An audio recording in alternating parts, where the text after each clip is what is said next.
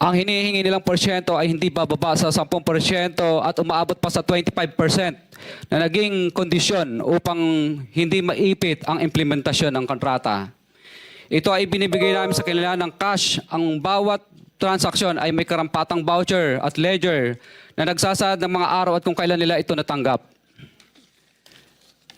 Ilan sa kanila ay sina Terence Calatrava, former Undersecretary of Office of the Presidential Assistant of the Visayas of the Philippines, Kong Roman Romulo of Pasig City, Kong Jojo Ang of Uswag Ilonggo Party List, Congressman Patrick Michael Vargas of Quezon City, Kong Juan Carlos Arjo Aitayde of Quezon City, Nicanor Nicky Briones of Aga Party List, Congressman Marcelino Marcy Teodoro of Marikina, Congressman Florida Robes of San Jose del Monte, Bulacan, Congressman Leandro Jesus Madroño of Romblon, Congressman Benjamin Benji Agarao Jr., Congressman Florencio Gabriel Bemnoel of Anwaray Party List, Kong Leo de Ode Tariela of Occidental Mindoro, Congressman Reynan Arrogancia of Quezon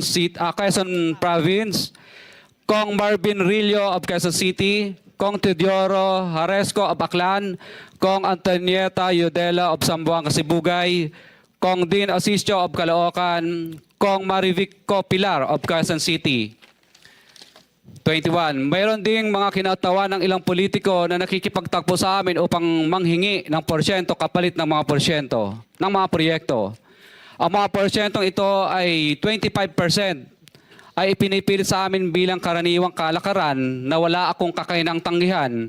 Ilan sa kanila ay sina Regional Director Eduardo Virgilio of DPW's Region 5, Director Ramon Ariola III of Unified Management UPMO, District Engineer Henry Alcantara, DPW's Bulacan First, Undersecretary Robert Bernardo, District Engineer Aristotle Ramos of DPW's Metro First, Pasig City, District Engineer Manny Bulusan of DPW's North Manila Deo, District Engineer Edgardo C. Pingol of DPW's Bulacan Subdeo, District Engineer Michael Rosaria of DPWH Quezon Second Deo.